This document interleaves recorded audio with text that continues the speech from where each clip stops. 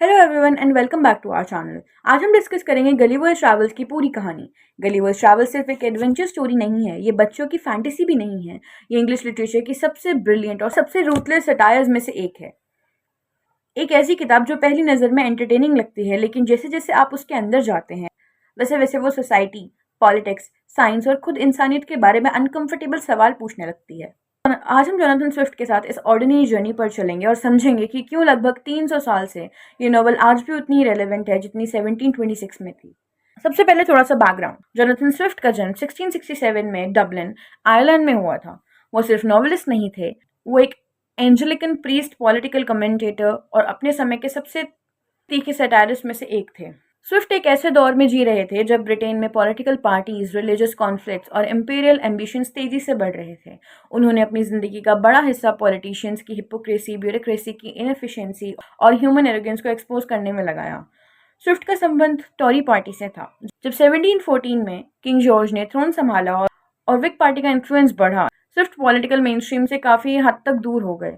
इसी पीरियड में उनके अंदर का क्रिटिक और भी ज़्यादा अग्रेसिव हो गया। 1726 में गलिवर्स ट्रैवल पब्लिश हुई। जब ये किताब मार्केट में, मैंने इसे एक एक्साइटिंग ट्रैवल नरेटिव की तरह पढ़ा, लेकिन बहुत जल्दी समझ आ गया कि स्विफ्ट कुछ और ही कहना चाहते हैं।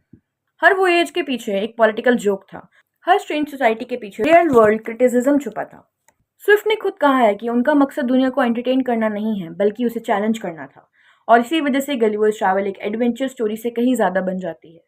ये एक मिरर है जिसमें स्विफ्ट इंसानियत को उसका सच्चा चेहरा दिखाते हैं। नोवेल 4 अलग अलग वोएजेस में डिवाइडेड है। हर वोएज एक नई दुनिया दिखाता है और हर अपने समाज के किसी न किसी फ्लॉ को एक्सपोज करती है। पहला सफ़र हमें ले जाता है लिलीपुट। गलिवर एक शिप सर्जन है। एक समुद्री तूफान के बाद उसका जहाज तबाह हो जाता है और जब वो होश में आता है वो खुद को ज़मीन पर बंधा हुआ पाता है।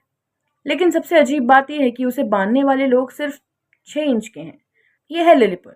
गलिवर्स उनके लिए एक जाइंट है, एक चलता फिरता पहाड़ जैसा आदमी। शुरुआत में लिलीपुटियंस उसे डर के साथ देखते हैं, लेकिन धीरे धीरे उसे अपने समाज का हिस्सा बना लेते हैं। गलिवर उनकी मदद करता है और उनका भरोसा जीत लेता है, लेकिन फिर स्विफ्ट असली सटायर शुरू करते हैं। लिलीपुट 2 ग्रुप्स में बटा हुआ होता है, बिग इंडियंस और लिटिल इंडियंस। दोनों के बीच एक बहुत ही सीरियस पॉलिटिकल कॉन्फ्लिक्ट चल रहा है। मुद्दा क्या है? अंडा किस तरफ से तोड़ा जाना चाहिए? सुनने में मजाक लगता है और सिर्फ चाहते भी यही थे। ये कैथोलिक्स और प्रोटेस्टेंट्स के बीच के रिलीजियस डिस्प्यूट का सटायर था। उनके हिसाब से लोग अक्सर छोटी बातों को इतना बड़ा बना देते हैं कि पूरे देश उसी वजह से लड़ने लगता है। फिर आता है हाई हील्स और लो हील्स का कॉन्फ्लिक्ट, जो ब्रिटेन की टॉरी और विग पॉलिटिक्स का सिंबलिक रिप्रेजेंटेशन है। सबसे फनी और डिस्टर्बिंग चीज है कोर्ट प्रमोशन का सिस्टम। किसी को पावर या पोजीशन उसकी इंटेलिजेंस या कैपेबिलिटी की वजह से नहीं मिलती, बल्कि इस बात पर मिलती है कि वो रोप पर कितना अच्छा डांस करता है। स्विफ्ट का मैसेज बिल्कुल क्लियर है। पॉलिटिकल सक्सेस अक्सर मेरिट से नहीं, बल्कि परफॉर्मेंस, फ्लैटरी और मैनिपुलेशन से मिलती है।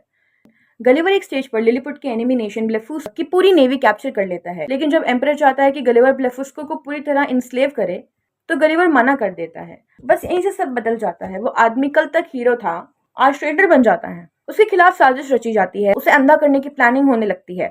आखिरकार गलिवर लिलीपुट छोड़कर इंग्लैंड लौट आता है। इस वोयेज का सेंट्रल आइडिया बहुत सिंपल है। जिन लोगों को हम पावरफुल समझते हैं, उनकी सोच कई बार उतनी ही छोटी होती है जितनी लिलीपुटियंस की हाइट।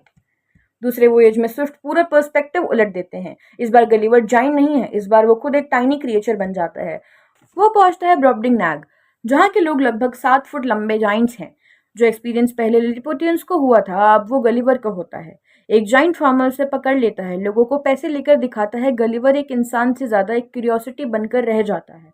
बाद में क्वीन इसे खरीद लेती है। में एक यंग ग्लमडल ग्लिच उसकी केयर टेकर बन जाती है। इस वोयेज का सबसे इंपॉर्टेंट हिस्सा है ब्रॉबडिंग नैग के किंग और गलिवर के बीच की कन्वर्सेशन। गलिवर यूरोपियन सिविलाइजेशन पर गर्व करता है। वो अपने देश की पॉलिटिक्स, मिलिट्री अचीवमेंट्स और इंस्टीट्यूशन के बड़ा कॉन्फिडेंस के साथ डिस्क्रिप्शन देता है। किंग सब कुछ ध्यान से सुनते हैं और फिर एक हार्श जजमेंट देता है।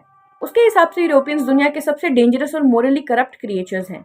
किंग को सबसे ज्यादा शौक तब लगता है जब गलिवर गन पाउडर और मॉडर्न वॉरफेयर के बारे में बताता है। गलिवर सोचता है कि किंग इम्प्रेस होगा, लेकिन किंग हॉरिफाइड हो जाता है। उसके लिए ऐसी टेक्नोलॉजी जो हजारों लोगों को एक साथ मार सके प्रोग्रेस नहीं, बल्कि बार्बिज्म है।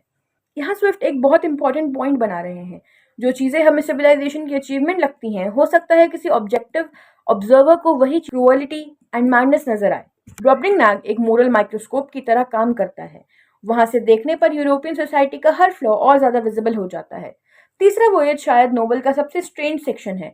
यहाँ स्विफ्ट का टारगेट है इंटेलेक्चुअल एरोगेंस। गलिवर लैपिटा पहुंचता है जो एक फ्लाइंग आइलैंड है। लैपिटा के लोग मैथमेटिक्स और म्यूजिक में इतने ज़्यादा ऑब्सेस्ड हैं कि उनका रियल वर्ल्ड से कोई कनेक्शन लगभग खत्म हो चुका है। वो इतने डिस्ट्रैक्टेड रहते हैं कि उन्हें बात करते वक्त सर्वेंट्स की ज़रूरत पड़ती है जो उनके कंधे या चेहरे को टैप करके उनका अटेंशन वापस ला सकें। ये सीन फनी है लेकिन सटायर भी बहुत शार्प है। उन इंटेलेक्चुअल्स का मजाक उड़ा रहे हैं जो थ्योरीज में इतना खो जाते हैं कि प्रैक्टिकल रियलिटी से उनका कोई रिश्ता ही नहीं रहता। लैपिटा के नीचे बैलनी बारबी नाम का रीजन है। वहाँ के लोग नए साइंटिफिक एक्सपेरिमेंट्स के चक्कर में अपनी इकोनॉमी और एग्रीकल्चर तक बर्बाद कर चुके हैं। गलिवर एकेडमी ऑफ लैगिडो विजिट करता है। यहाँ रिसर्चर्स अजीबोगरीब प्रोजेक्ट पर काम कर रहे हैं। हीरो से सनलाइट निकालने की कोशिश कर रहा है, मकान छत से बनाना शुरू करता है, कोई मशीन के थ्रू बुक्स लिखना चाहता है। सिर्फ साइंस के खिलाफ नहीं थे, वो यूजलेस साइंस के खिलाफ थे।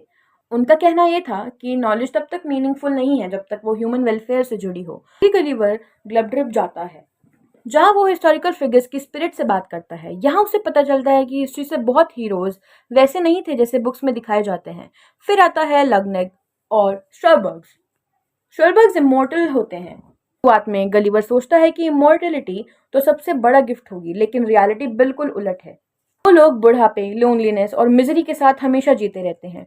स्विफ्ट का कंक्लूजन सिंपल है, हर चीज जो पहली नजर में डिजायरेबल लगती है जरूरी नहीं कि वैसी ही हो। अब हम आते हैं नोवेल के सबसे डार्क और डिस्टर्बिंग सेक्शन पर। गलिवर एक ऐसी सोसाइटी में पहुंचता है जहाँ इंटेलिजेंट, रेशनल और सिविलाइज्ड बीइंग्स घोड़े हैं। इन्हें ह्यूमंस कहा जाता है और वहाँ इंसानों जैसे क्रिएचर भी हैं। उन्हें याहूज कहा जाता है। याहूज ग्रीडी, वायलेंट, डर्टी और इम्पल्सिव है। जब गलिवर उन्हें देखता है तो उसे धीरे धीरे एहसास होता है कि वो असल में ह्यूमंस का डिस्टॉर्टेड वर्जन है, और फिर उसे और भी अनकंफर्टेबल रियलाइजेशन होती है हम सब याहूज से उतने डिफरेंट नहीं हैं जितना हम सोचते हैं। गलिवर ह्यूमंस की रेशनल सोसाइटी से डीपली इम्प्रेस्ड हो जाता है।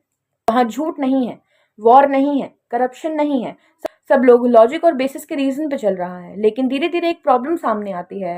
रीजन के साथ कंपैशन नहीं है, इमोशन के लिए जगह नहीं है, और इसी वजह से ह्यूमंस याहूज को एलिमिनेट करने तक की बात करते हैं। ये परफेक्टली सोसाइटी भी परफेक्ट नहीं है। आखिर में गलिवर को वहां से जाना पड़ता है। वो इंग्लैंड लौट आता है लेकिन मेंटली बदल चुका होता है। अब उसे ह्यूमंस पसंद नहीं आते। अब अपनी वाइफ और बच्चों तक से भी डिस्टेंस महसूस करता है। वो इंसानों से ज्यादा घोड़ों की कंपनी में कंफर्ट फील करता है। ये एंडिंग ट्रैजिक है। स्विफ्ट हमें ये दिखाते हैं कि अगर इंसान अपनी फ्लॉ से नफरत करते करते पूरी ह्यूमैनिटी से ही नफरत करने लगे, वो भी एक तरीके की मैडनेस है। चलिए अब ब्रीफली इंपॉर्टेंट कैरेक्टर्स को याद करते हैं। सैमुअल गलिवर, नोवेल का प्रोटैगनिस्ट, एक इंटेलिजेंट लेकिन काफी नाइव ट्रैवलर जो हर वोयेज के बाद थोड़ा और रिलीजनाइज्ड हो जाता है। एम्परर ऑफ लिरिपट और authoritarian ruler. Flimnap, ambitious court politician जो साइकोफैंसी का सिंबल है। Reldresal, comparatively reasonable statesman of Gulliver और गलिवर का ally. The king of Brobdingnag, moral wisdom का representative. Glumdalclitch, caring young girl जो Gulliver की protector बन जाती है। लैपिटेंस, एब्स्ट्रैक्ट इंटेलेक्चुअलिज्म का satire.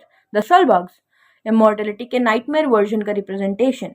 The Houyhnhnms, pure reason का सिंबल। याहूज, ह्यूमैनिटी के डार्कर इंस्टिंक्ट का रिफ्लेक्शन। पेट्रो डिमेंडेज, नोवेल के सारे ह्यूमन और कंपैशनेट कैरेक्टर्स में से एक।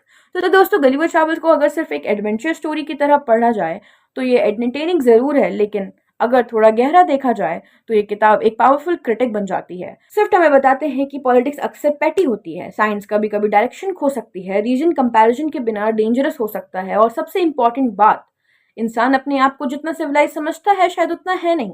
ये नोवेल हमें दूसरी दुनिया के बारे में कम और हमारी अपनी दुनिया के बारे में ज्यादा सिखाता है, और इसलिए 1726 में लिखी गई किताब आज भी इतनी रिफ्रेशिंग है। क्योंकि लिलिपट बदल गया है, बॉब्डिंगनाग बदल गया है, लैपिटा और ह्यूमंस भी सिर्फ इमेजिनेशन में है, लेकिन ह्यूमन नेचर उसमें शायद इतना कुछ नहीं बदला। अगर वीडियो पसंद आई हो तो इसको लाइक करें, शेयर करें और सब्सक्राइब जरूर करें, और कमेंट्स में जरूर बताइए कि गलिवर ट्रैवल्स के चारों वर्ग में से आपको कौन सा सबसे ज्यादा इंटरेस्टिंग लगा। मिलते हैं अगली वीडियो में। Until then, happy reading.